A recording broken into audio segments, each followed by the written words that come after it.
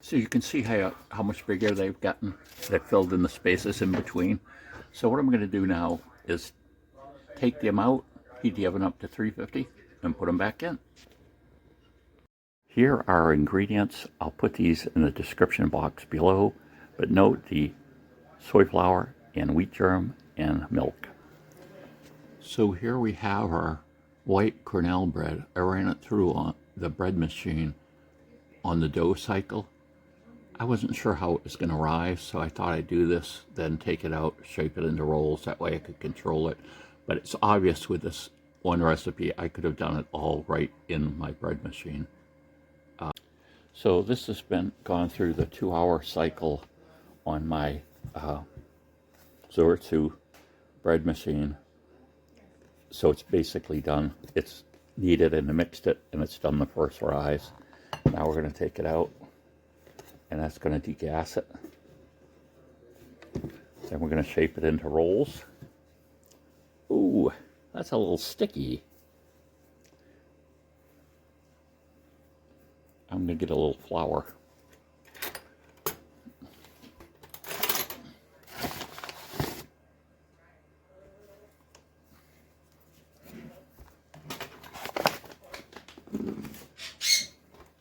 Okay, a little sticky.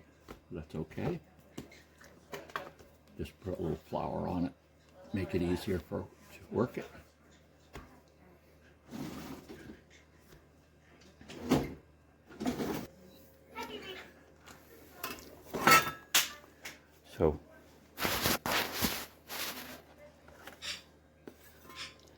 So like I say, what I do is turn on my scale with a bowl on it that tears it off. I would assume this is going to weigh somewhere around 900 grams. I do grams because it's easier to divide and things like that. So we've got 925. So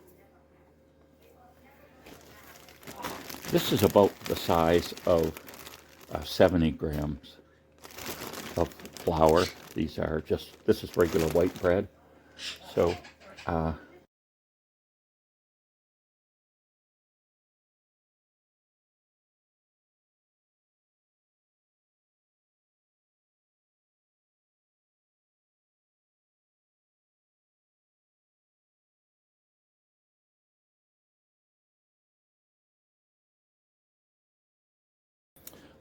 I'm going to put them on my pizza pan, but I'm going to put a piece of parchment paper down first on it.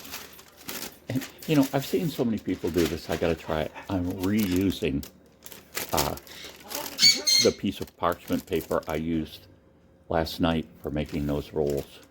So we're going to try it that way.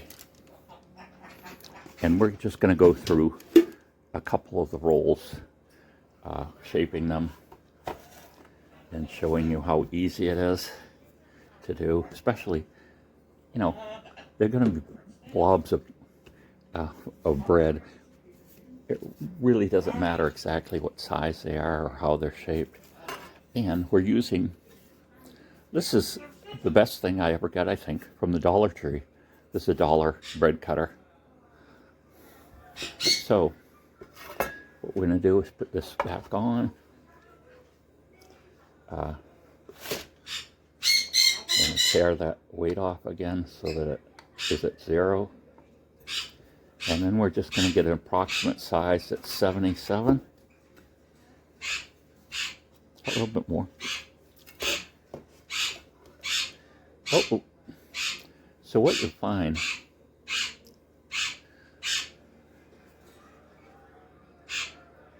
that's still a little much too. There. What you're going to find is after you make one or two, it's going to be easier to get near the right weight. Some people, you could just do this blind.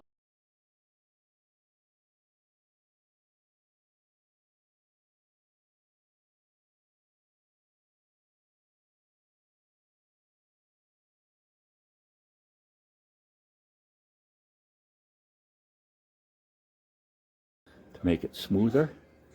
And I don't want them to come out like just round blobs. So what I'm going to do is I'm going to stretch them out a little. And that's going on my parchment paper.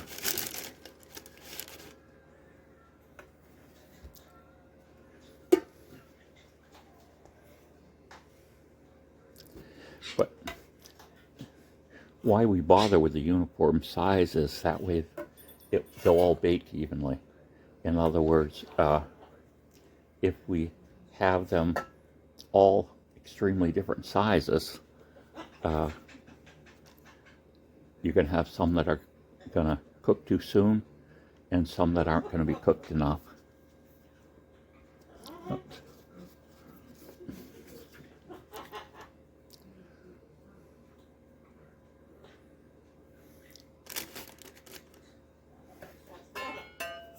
So, this is Cornell bread. This is the white version. I didn't realize it was a white version and dark version. So I decided to try the white version first, which basically uses all white flour. In this case, we're doing bread flour. And so what we've added back for this one size loaf, we've added 2 tablespoons of wheat germ back into it. And that comes in a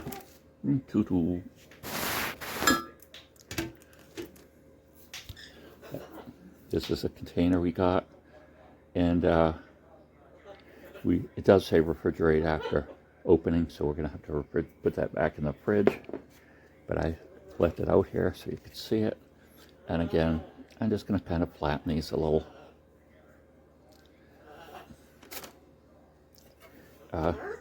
And so what else is in here? We've got a quantity both of powdered milk and, did I weigh that? Oh, that's a little light. It looked small to me.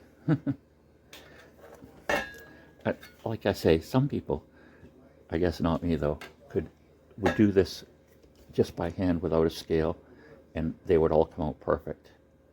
But I'd rather do it with a scale and make up for some of my imperfections in the way I do it.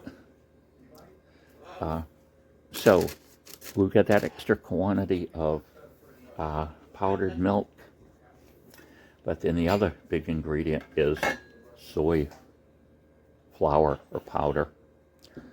And so, well, that's one for the dog, I guess. It just went there. Oh, a little too much.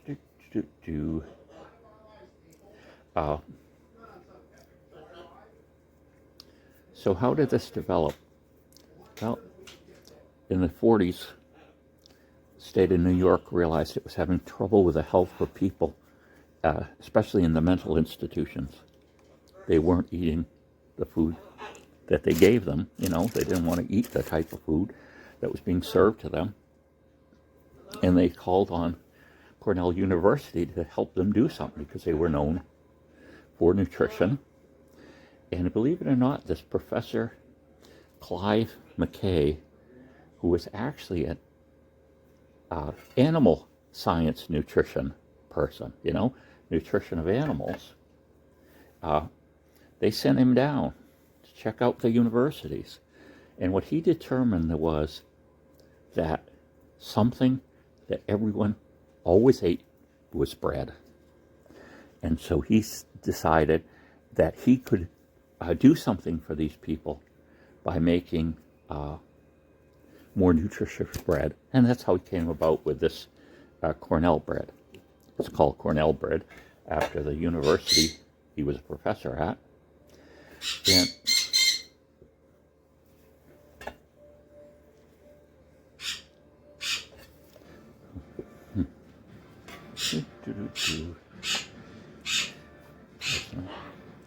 And so they made several variations of this. This is the white version that has the, like I say, it's got the bread flour, it's got the soy flour, it's got the extra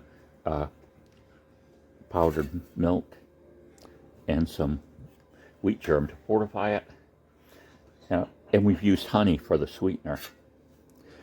It's interesting, honey, besides being a sweetener, your bread won't go bad. If you have trouble with your bread going bad when it's homemade, that usually isn't a problem. You eat it too quickly.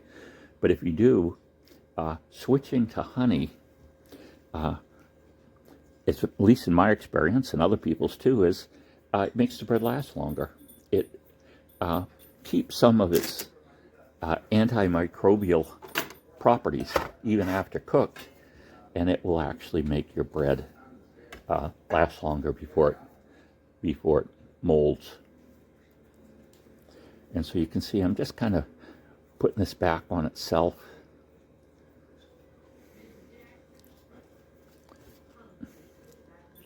And then we're flattening it. Now there's a version which we'll do too another day, and that's the version that has whole wheat flour in it. And that is even more healthy because there's a lot of fiber in that. Besides using a certain amount of flour as whole wheat, he still added the wheat germ. So you're getting the added benefit of that. Have we got down to the point where there's 2 left? I would say just about. Now, of course, they may not be exactly the right amount, but just the idea of getting them close, it's just going to make it easier. And again, we're just going to kind of pull these sides back on themselves. And we can, like I say, roll them like this. We're going to put the bad side down.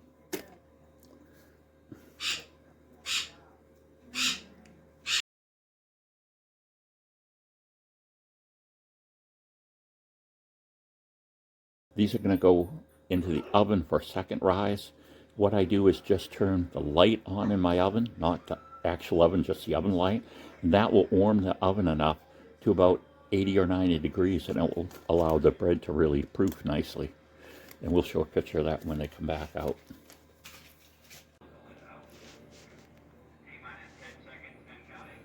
This is the second rise into the oven at 350 degrees.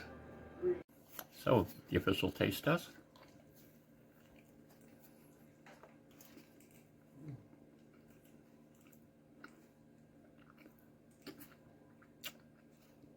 I would say that's kind of nutty flavor, but it definitely doesn't taste like soy, so that's good. So we got wife and daughter tried it. They like them. So this is a success, the white Cornell bread. And in a few days, we'll try the darker whole wheat version of it.